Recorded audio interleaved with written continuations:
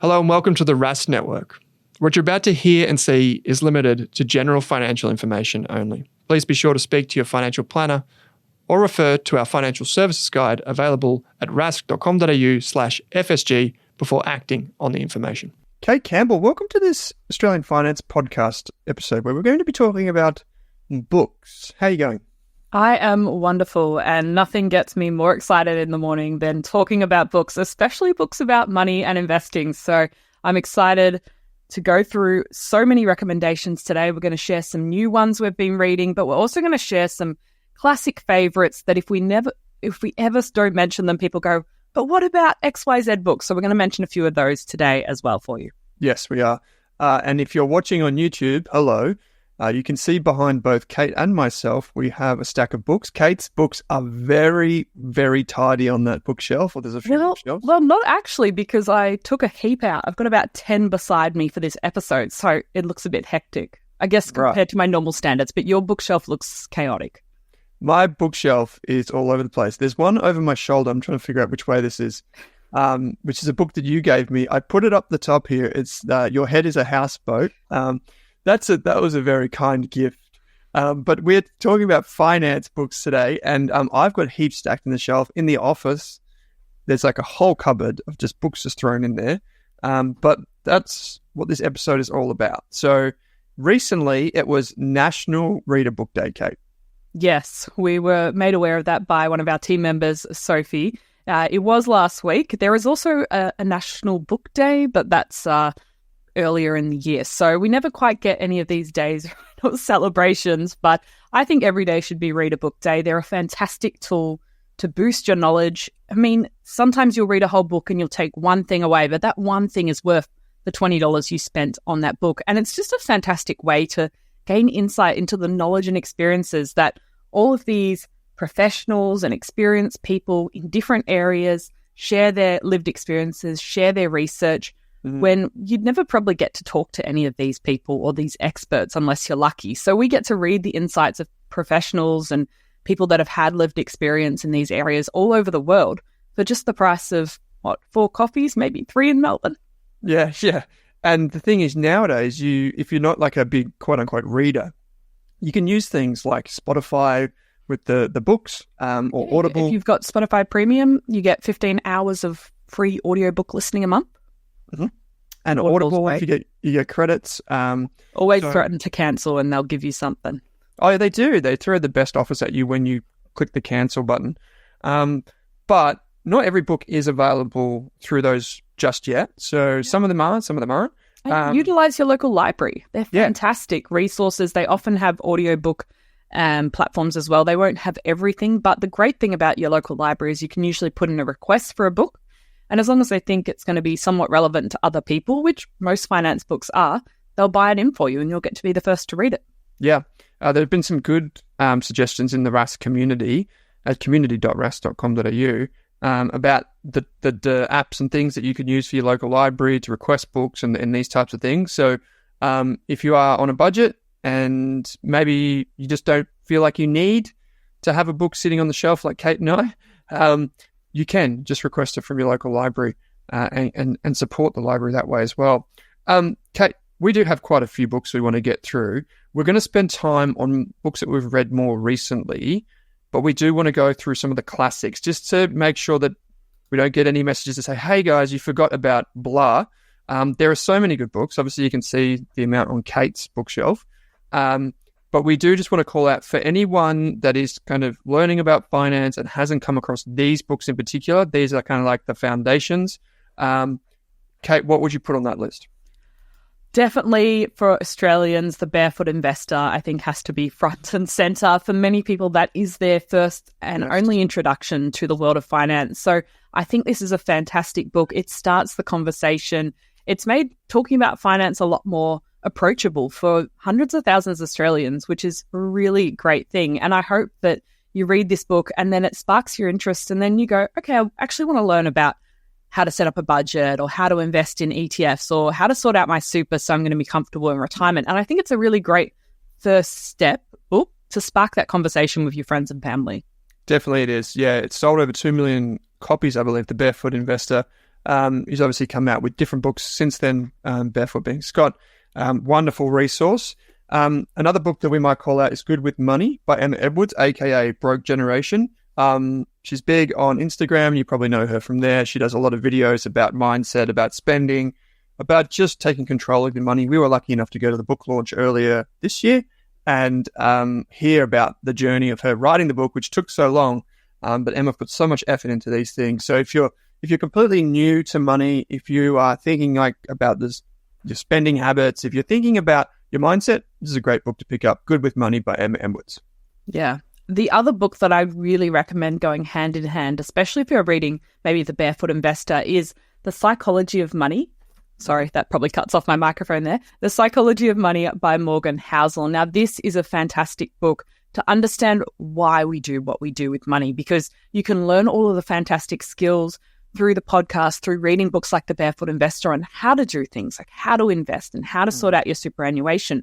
But when it comes to actually actioning those things and staying invested and staying the course, that can be quite tricky. So the more you learn about yourself and the way you relate to money and why you do the things you do, the better you're going to be staying invested and staying saving up and getting out of debt over a long period of time. So fantastic book to talk about the psychology and the why behind our money actions. And it's not complicated, so it's not filled with jargon. Anyone that's read Morgan Housel's writing before, it's like storytelling, and then there's a lesson from that story that you can pick up and run with.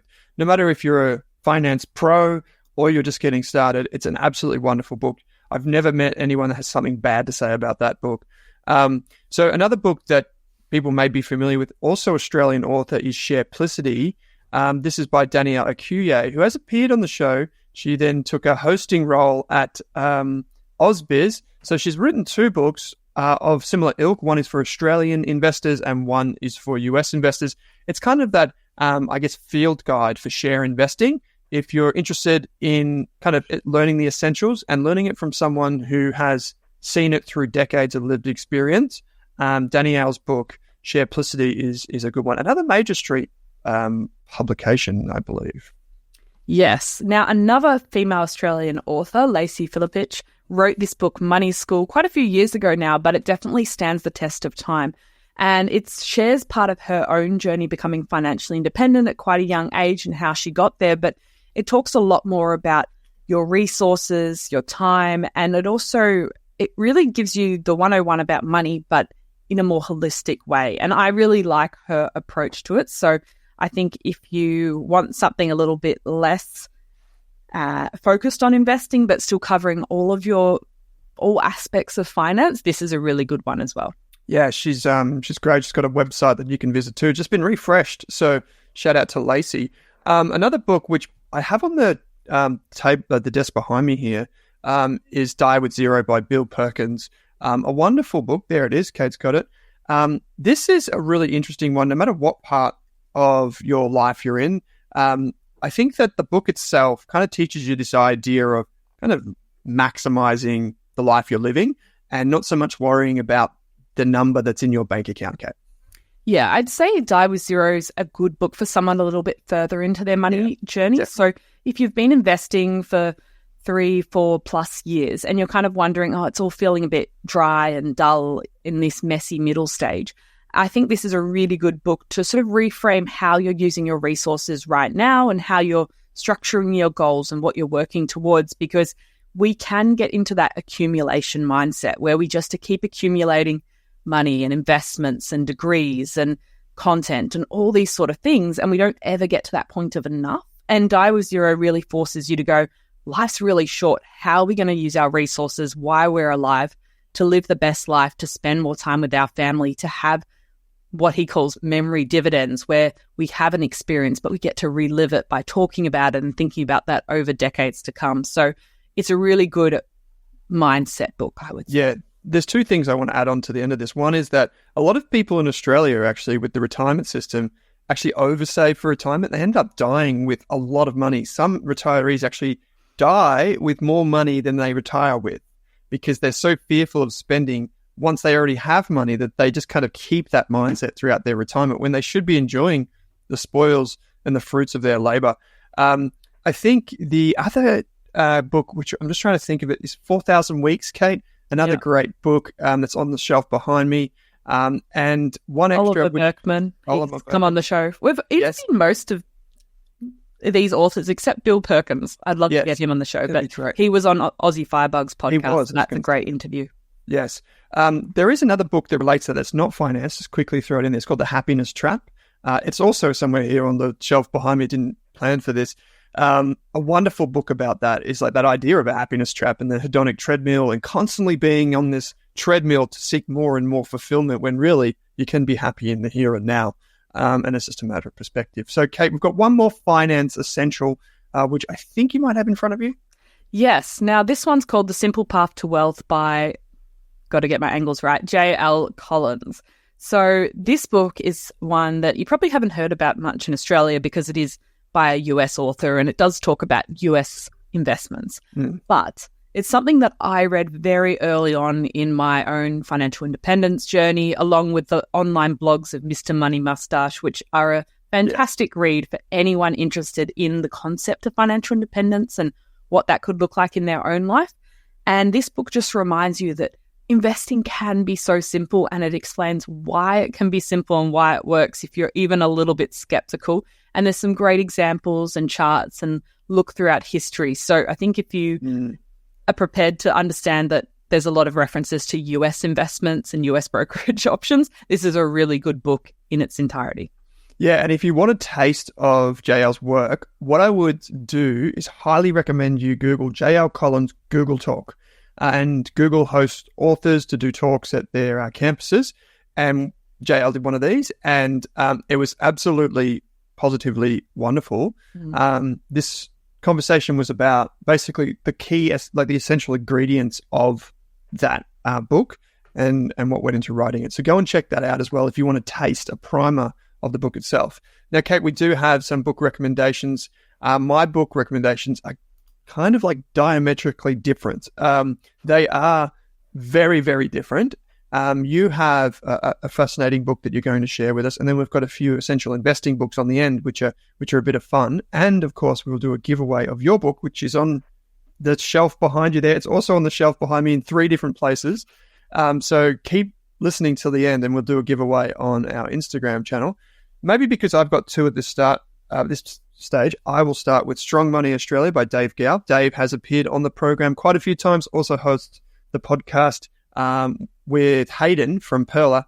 It's called Aussie Fire. So Dave is well known in Australian finance circles for the financial independence movement. But this book, self-published, which is a huge thing to do, is easy to read. It's really practical, and it covers the essential questions of finance, I would say. And if you look at the front cover there, you'll see that Owen said it was bloody brilliant. So there you go. Yeah, he did ask me for a quote to. I didn't expect it to be on the front. I didn't even expect him to use it, to be honest with you. But another interesting person who's also on the front there, Kate, I don't know if you can see that, is old Pete. Pete Wargent, the host of our Australian property podcast. So keeping this one in the family, this book is this is really like close to home, but it actually is a really simple, straightforward way to build wealth. And Dave's story is quite remarkable in that he comes from a very, very humble background, forklift driver, turn into early retiree, so to speak. Great book. Also available on Spotify, also available on Audible, so you can get that. And interestingly, Kate, for any of the would-be authors out there, I think Dave said from memory that 75% of book sales now come through the audio versions of this. Yeah, there you go. I can imagine. Like everyone's listening to things on the go, and audiobooks definitely count. Sometimes you see those debates online that if you listen to it by audiobook, it doesn't count, and I definitely disagree with that. Absolutely. That's how I read a couple of times, so to speak, the book that I'll bring up next. But what about you? What do you got? Okay, the first book, I left it at the bottom of the pile, but it is a fairly new one called The Wealth Money Can't Buy by Robin Sharma. Now, this is quite a different book. I would say this is a book for people a bit further into their money and investing journey. Once you've got the basics set up and you're looking to, sort of go that next level on Maslow's hierarchy of needs. But it's a collection of short stories, it's anecdotes, it's meditations, everything's a little bit different. And he talks about these 8 forms of wealth. And in fact, money's only one of them. So he talks about personal growth, wellness, family, craft, sort of like your purpose, money, community, adventure, and service. And under these 8 different forms of wealth that he's identified, he has short stories. He gives you sort of actions and activities. And I think it's a really interesting one to just read a little bit at a time and see what you can take away, see what you can action, because there's a lot of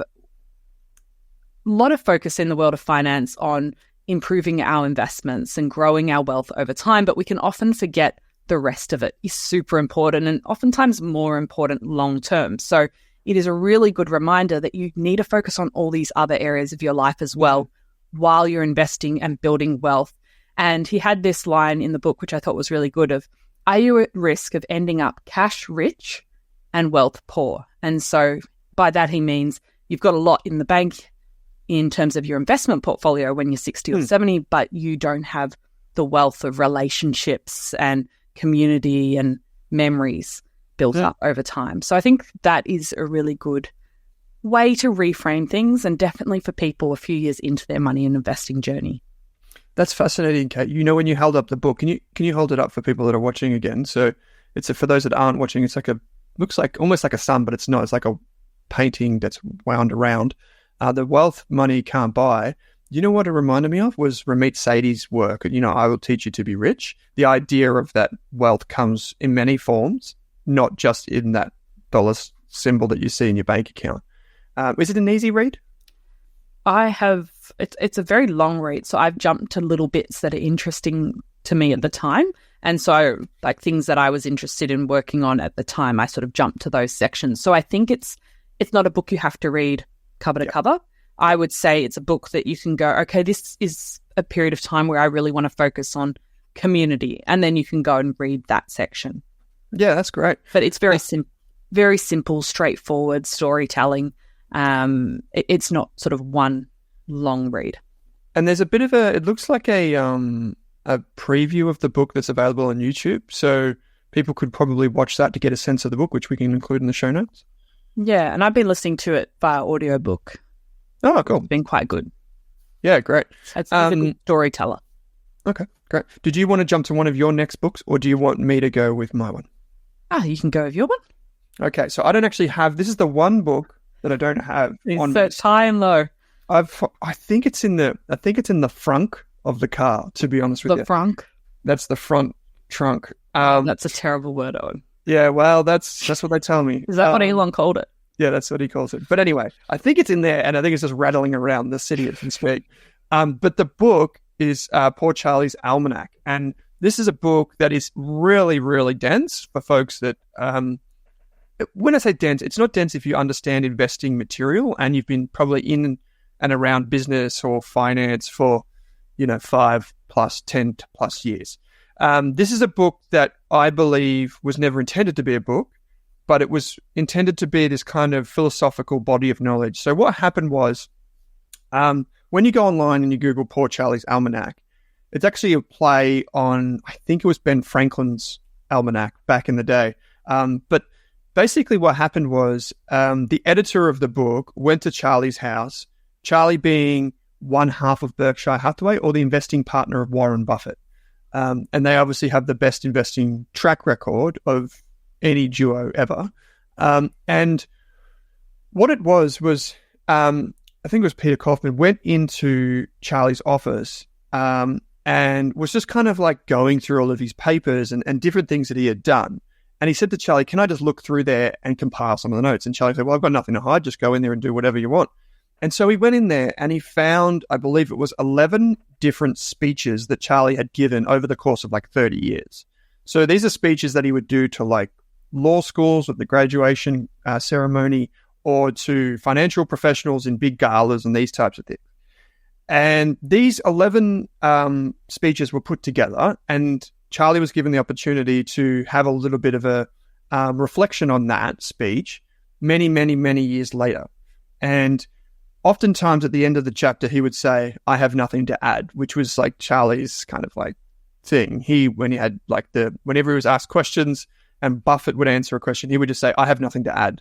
and then that's it. He would just end it there. And some of the times he does that, but in some of the cases, he reflects on speeches that he might have given 30 years earlier and does add some things, which is really interesting. So basically, it's a compilation of all these things. There is a new edition that's just come out, and it's brought to you by Stripe. You know, the payments. Oh, yes. They've moved into book publishing, of all things. How random. I know, right? I know. Is that a good or a bad move? I don't know if it's a financial one or if it's just a pursuit of the founders of Stripe. But anyway, they come up with this new edition. I got the second edition, which is really hard to get in hard copy, and that was about $180. But anyway, there are some ideas from it, and Charlie's life was dedicated not to investing. He would often say that I always knew I was going to be rich. It was the other stuff that brought him meaning. And one of the things that he would always talk about, this idea of a multidisciplinary toolkit. Some people call it a lattice work of mental models, but basically this idea that you can learn the key concepts from the major disciplines of knowledge and apply them in other ways that people haven't thought of before. And so I used to listen to this book when I used to go fishing by myself on the boat. I would just sit there and just let this roll for like 10 hours. And then the next day, listen to it again and again and again, because every time I listened to it, I got something new. I won't share everything that I've got here in my notes, but maybe I'll come up with a couple. So one of the big takeaways from this is a quote that he says, intense interest in any subject is indispensable if you're going to excel in it. A lot of our parents and our grandparents or our friends would say, just do something you love, like pick a career, do something that you love and you'll be okay. And a lot of people say, if you're going to be a janitor, just be the best janitor. You know, if it makes you happy, just be the best at it and you will be okay. And it's taken some time for me to let that sink in. But I would say this is one of those things that a lot of younger people get wrong, is that they put what their parents tell them is a good career, whether it's through like a cultural thing or whatever, or they put a stereotype in front of what they're truly passionate about. And so I would say to people, particularly as AI and all these things take all of the technical aspects out of many walks of life and professions, is focus on the thing that makes you feel good. Focus on the career that brings you happiness, not the one that has the top 10 salaries for 2025 kind of thing. Pick the thing that brings you happiness and you will live a richer life, because you will get up every day and you will go to work and you will care about the work that you do. You mentioned Aussie Firebug before. He talks about meaningful work. You will do meaningful work every day and you will get better, because for you, work won't be 9 to 5. It will be all the time and you will just love it. You will be the type of person that goes on holidays looking forward to getting back to doing what you do because it's part of your identity. So I would say this quote from Charlie, intense interest in any subject is indispensable if you're going to excel in it.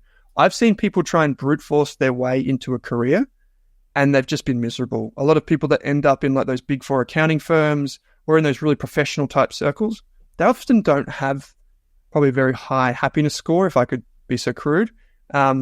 It's not picking on them. I'm sure some people love that, but a lot of people get into those for the wrong reasons. So do something you're happy to do. And then this is maybe I'll just leave it with this, but this gives you a really kind of glimpse into the book. Charlie has this quote where he talks about ethics, and obviously him being a lawyer, Kate, him being a lawyer, he talks about how in the legal profession, in his opinion, had drifted in many instances and had protected certain industries or clients that should never have been protected. And everyone that would go to work for those law firms would, in effect, just basically, they'd justify it in whatever way they could. But the reality was that they knew ethically it wasn't the right thing. So he talked about that throughout quite a bit of the book. And he also picks on economists, and don't worry, everyone else is in the firing line for one thing or another. But he talks about this, and he talks about not putting, that kind of sensibility and the rationalization in front of your ethics and in front of who you are. And he gives this quip. He has this quip, which is, if your marriage agreement has 47 pages, my suggestion is do not enter, which is a funny way to think about trust and building a life that you can operate on trust rather than like a strict legal doctrine or a strict kind of like rule of law, if that makes sense. Like, you do it because it feels right, and ethically it's right for you. And he goes on and on and on. And I think that a lot of the really important things in life you can't necessarily quantify and you can't put in a legal document. You just have to take it on faith. And he talks about things like that throughout the book. But I'll end it there. That's my spiel. I think it's probably the best finance/business/book I've ever read. I don't think in my life I've read anything that comes close to it. So that's my pitch for Poor Charlie's Almanac. I'd say on your point about passion, though, I feel like it does emerge often. It doesn't appear at 18 necessarily. So for a lot of people, you do have to try different things and try things that don't work and look at why that doesn't work and work out which direction you're going in. It doesn't always get presented on a silver platter at 18. Here is your passion. Go and do that. I couldn't agree more, Kate. Like, we both, you and I, had both very different kind of like diverse kind of backgrounds in our earlier years. For me, it was like, I think I went to 4 or 5 different undergrad unis because I was just trying different courses to see what I liked. I also spent some time in the army. You spent some time in the Air Force. Like, we each tried different things, and that is completely fine. And I think that's what this comes down to is, that's you do have to kind of go out there and try it. And unfortunately, a lot of pressure is put on young people or even older people, to be honest, to do the thing that is most sensible and is predictable at that time. But whether or not that leads to a fulfilling life, I don't know. I don't have a formula for that, but I think that personally, I think that we should encourage young people to go and explore. Awesome. Well, my next book is maybe a little bit along the same lines, a little bit different, but given that a long-term romantic relationship is one of the most important financial and emotional decisions we make, it's worth spending a bit more time thinking about it. Now, we've had a lot of people on the show talking about having money conversations and understanding your money story, but these are only sort of 30-minute, 1-hour conversations. And a lot of personal finance books will talk about mindset. I mean, mine did it as well, but sometimes you need to go a little bit further than one chapter in a book or a 30-minute conversation. And this book by a licensed therapist and financial advisor called Coupleship, From Financial Conflict to Financial Intimacy by Deborah Kaplan and Rick Carla, is the book for that. Now, it is a whole book that is dedicated to your relationship with money and you and your partner's relationship with money. So it spends a lot of time helping you unpack your own money scripts and the way you were brought up with money and how that might be impacting you today. There's some of those quizzes if you like that kind of thing to understand your money scripts and how you interact with money. And there's a lot of time spent on different compulsive money behaviors, such as maybe overspending and ways to deal with that. And then there's a lot of time dedicated to how to understand your partner's money beliefs and how to have those conversations and what you do when there's conflict and how to break that down. And so instead of just spending one chapter of a book on it, this whole book is dedicated to you and your partner's relationship with money and how to manage that. So I really like this book because it is so specifically focused. And I think Karen Ely, money coach, who's been on our podcast before, was the one that put me onto this, but it's probably not one that many people are going to mention, but I think it's an important one. I think that's so important, Kate. We often say that the financial world is built for couples, and we have so many people that listen to the show that are single, have been for a long time, and maybe intend to be, right? And that's totally fine. But the reality is when two people come together, money is a massive source of tension, uncertainty, risk for a lot of people. So how do you deal with that? How do you talk to your partner? Unfortunately, we still have money as a really taboo topic, particularly with men. Men often shy away from conversations about money, unless it's like crypto or property investing, to be honest with you. We're pretty good at talking about those things. But the reality is most men don't really like to talk about these things. So understanding where that comes from may help people unpack that, either for themselves or for their partner. What is there anything in particular that you would say, or who you would say this book is appropriate for? Would you say it's good for people that are newly in relationships? Maybe there's some insights for people later on down the track. What do you think? I would definitely say it's useful for people newly entering relationships because you've got a lot of things you can learn from this that will help you avoid making too many of these mistakes further on, and even giving you signs to look for. So if something particular is really important to you and you identify that early on, then maybe you have to look for a person that is wanting to do X, Y, Z. So you might identify really early on that you want to spend a few years living overseas, and that's a really important part of your plans and your financial plans. So if you identify that really early on, then you can look for someone that will gel with, because a lot of the conflicts it talks about in the book are because we don't think about what we want and what we want to do with our finances, and then it all comes to a head one day because it's finally clashing. And so the earlier we can understand these things and what we want to do with our finances, the better off we'll be. It's actually really interesting. I remember when we had, we've had Karen Ely on the show, who's massive into kind of mindset, emotions, unpacking your money stories. But obviously, people be really familiar with Evan Lucas, who wrote the book Mind Over Money. And one of the very first times that he came on the Australian Finance Podcast, he talked about this idea of millennials being more independent with money. And that was really kind of refreshing for me as someone who had long thought about this idea that just because our parents or our grandparents did money a certain way or did finances a certain way, doesn't mean that I have to. It doesn't mean that we have to right now. And I think that was really comforting just to get that kind of insight. And it was just like a throwaway remark from Evan. But if there's a whole book built on that, then that could be gold for a lot of people that are in new relationships or in existing relationships by the sound of it. Yeah, I think there'd definitely be helpful bits and pieces there. And also, if you did want to talk to a relationship therapist or a counselor, there would be good talking points, I think, from this book. You would have words to describe maybe what you're experiencing or what you're struggling with. Because often when we want to ask for help with money, if we're having conflict, we don't necessarily have the words to describe what we're feeling or what we're experiencing. And so sometimes a book like this by a therapist and a financial advisor gives you language to those thoughts and feelings. Yeah, I love that. Now, we do have two final books that we're going to just mention briefly here.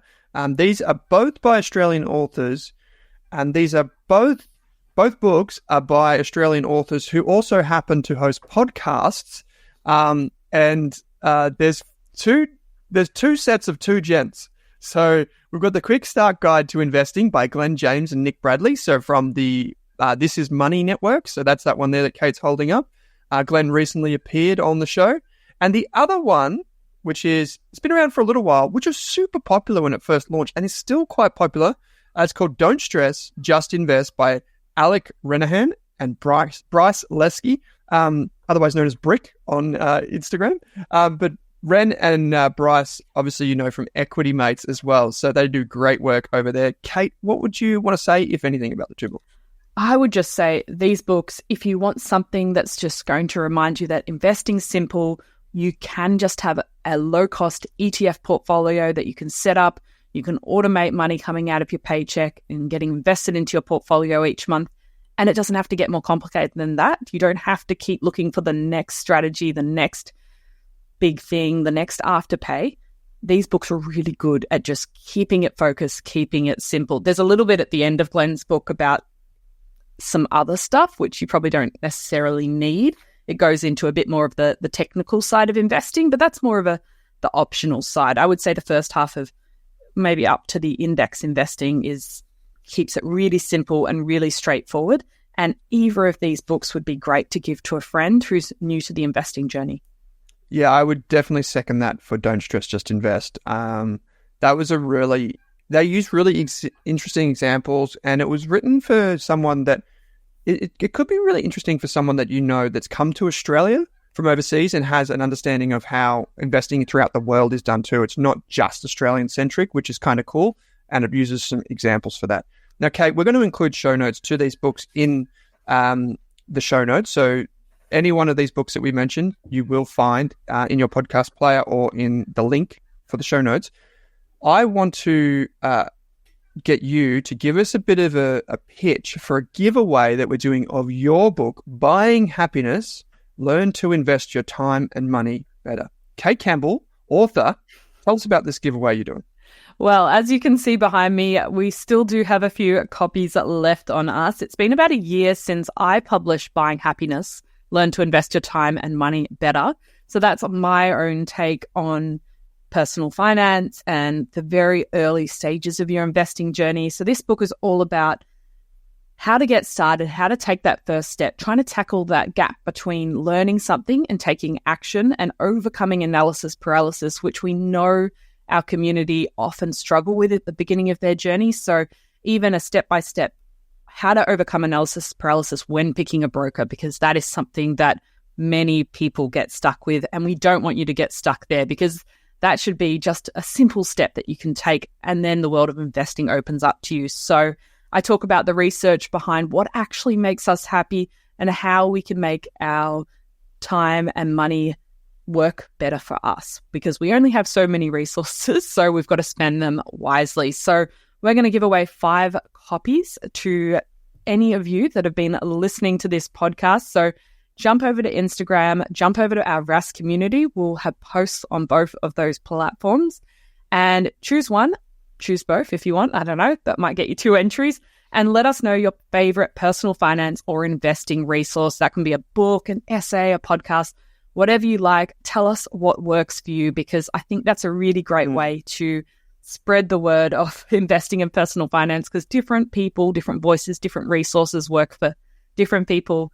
We love sharing all of it. We just want people to get started on their own financial journeys. So jump over to Rask community or Instagram, or both if you want, and let us know what works for you. And then in a couple of weeks, we'll have more details in the post. We'll choose 5 of you to win a copy of Buying Happiness, Learn to Invest Your Time and Money Better. Yes, saving the best for last, we should say, Kate. So you can get a copy of Kate's book. A lot of people have already, because you went on a mission to try and give away so many books, Kate, in the last few years.